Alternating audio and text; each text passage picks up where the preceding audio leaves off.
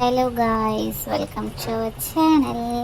അപ്പോൾ നമുക്കിന്നൊരു കടലുപ്പേരി ഉണ്ടാക്കാം. നമ്മൾ നമ്മുടെ വീട് വിട്ട് പുറത്ത് പോകുന്ന സമയത്താണ് നമ്മൾ നന്നായിട്ട് ഫുഡ് മിസ് ചെയ്യുന്നത്.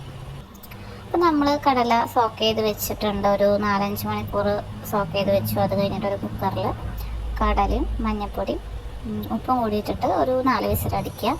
പിന്നെ നമുക്ക് വേണ്ടത് സബോള വേണം, ഗാർലിക്, ഇഞ്ചി, പിന്നെ ടൊമാറ്റോ. ഇതൊക്കെയാണ് നമുക്ക് വേണ്ട സാധനങ്ങൾ. അപ്പോൾ എന്നിട്ട് നമ്മളൊരു പാൻ ചൂടാക്കുന്നു. അതിലേക്ക് നമ്മൾ ഓയിൽ ഒഴിക്കുക. ഓയിൽ ചൂടായി വരട്ടെ.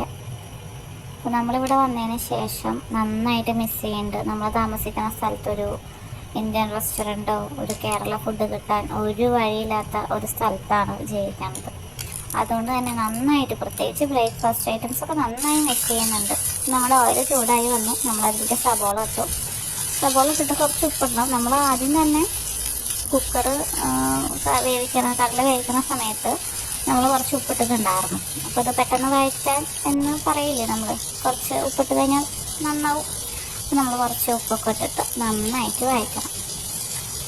അപ്പോൾ നമ്മൾ ഇവിടെ എത്തിയതിന് ശേഷം ഒരു ദോശ, ഇഡ്ഡലി അങ്ങനത്തെ ഐറ്റംസൊക്കെ നന്നായിട്ട് മിക്സ് ചെയ്യുന്നുണ്ട്. ഇപ്പോൾ കടല അങ്ങനത്തെ ഐറ്റംസാണ് കൂടുതൽ വെക്കുന്നത്.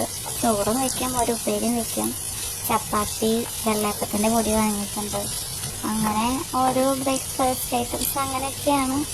എത്തിപ്പെട്ടിട്ടല്ലേ ഉള്ളൂ. നമുക്ക് സാധനങ്ങൾ വാങ്ങാനും അതിനനുസരിച്ചുള്ള പാത്രങ്ങൾ വാങ്ങാനൊക്കെ സമയം എടുക്കുമല്ലോ. അപ്പം അങ്ങനെ നമ്മുടെ സബോള വഴറ്റി വന്നിട്ടുണ്ട്. അപ്പം നമ്മൾ കുറച്ച് ഇഞ്ചി വെളുത്തുള്ളിയും ഇട്ടിട്ട് നന്നായിട്ട് വഴറ്റിയെടുക്കണം. അതങ്ങോട്ട് വഴഞ്ഞ് വരട്ടെ. നമ്മൾ പറഞ്ഞു വന്നത്, നമ്മൾ ഉള്ളപ്പോൾ നമ്മൾ നന്നായിട്ട് ഫുഡ് കഴിക്കുക. നമുക്ക് എന്താണ് അവൈലബിൾ ആയിട്ട് അത് നന്നായിട്ട് കഴിച്ചു. പ്രത്യേകിച്ച് നാട്ടിലുള്ളപ്പോൾ. പുറത്ത് പോയി കഴിഞ്ഞാൽ പിന്നെ ഒരു ലക്ഷ്യമില്ല. അപ്പോൾ നന്നായിട്ട് നമ്മുടെ വീട്ടിൽ നമ്മുടെ അമ്മമാരുണ്ടാക്കി തരുന്ന ഫുഡൊക്കെ നന്നായിട്ട് ആസ്വദിച്ച് തന്നെ കഴിക്കണം. അതിൻ്റെ വാല്യൂ ഇപ്പോൾ നന്നായിട്ട് മനസ്സിലാവുന്നുണ്ട്. അപ്പോൾ ഇതാ നമ്മുടെ ഇഞ്ചി വെളുത്തുള്ളിയും സബോളയൊക്കെ വഴണ്ടി വരുമ്പോൾ നമ്മൾ നമ്മുടെ തക്കാളി ഇട്ടുണ്ട്. തക്കാളി നന്നായിട്ട് അടച്ച് വെച്ച് കുക്ക് ചെയ്തെടുത്ത് നന്നായിട്ട് തക്കാളി സബോളയൊക്കെ നന്നായി വഴറ്റി വന്നു. ഇനി നമുക്കതിൽ മുളക് പൊടി ഇടാം, പിന്നെ മല്ലിപ്പൊടി. എനിക്ക് ഇതിൻ്റെ അളവും കാര്യങ്ങളൊന്നും അറിയില്ല, കാരണം ഞാൻ കുക്കിങ്ങിൽ അത്ര സ്പെഷ്യലിസ്റ്റ് ഒന്നുമല്ല. അതുകൊണ്ട് എനിക്കറിയില്ല. അപ്പോൾ ഒരു കണക്ക് വെച്ചിട്ട് അങ്ങ് ഇട്ടു. പിന്നെ നമ്മൾ ചിക്കൻ മസാല കുറച്ച് തൂക്കി കൊടുക്കുക. എന്നിട്ടൊരു 3 നന്നായിട്ട് മിക്സ് ചെയ്യുക. അതിന് മണക്കൊന്ന് മാറി വരുന്ന വരെ നല്ല മിക്സ് ചെയ്യാം.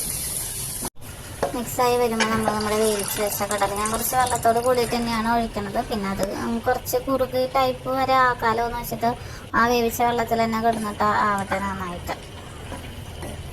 എന്നിട്ട് നമ്മളതിലേക്ക് കുറച്ച് ഗരം മസാല ജസ്റ്റ് ഒന്ന് തൂക്കി കൊടുത്തിട്ട് നമ്മൾ സിമ്മിൽ വെച്ചിട്ട് അടച്ച് വെച്ച് ഇളക്കി കൊടുത്ത് അതിലത്തെ വെള്ളമൊക്കെ അങ്ങോട്ട് നന്നായി വറ്റിച്ച് കുറുകി എടുക്കുക.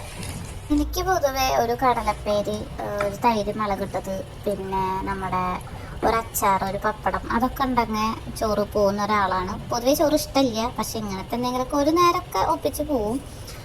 അപ്പോൾ അങ്ങനെ നമ്മുടെ നല്ല അടിപൊളി കടല ഉപ്പേരി റെഡി ആയിട്ടുണ്ട്. അപ്പോൾ ഇന്നത്തെ എൻ്റെ വിഭവം എങ്ങനെയായിരുന്നു, ഞാൻ ഉച്ചയ്ക്ക് ചോറുണ്ണേൻ്റെ ഫോട്ടോയും വീഡിയോയും എടുത്തില്ല.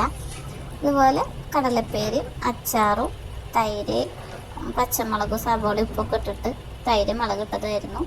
അപ്പോൾ നമ്മുടെ വീഡിയോ ഇഷ്ടപ്പെട്ട എല്ലാവരും ലൈക്ക് ചെയ്യുക, സബ്സ്ക്രൈബ് ചെയ്യുക. Thank you.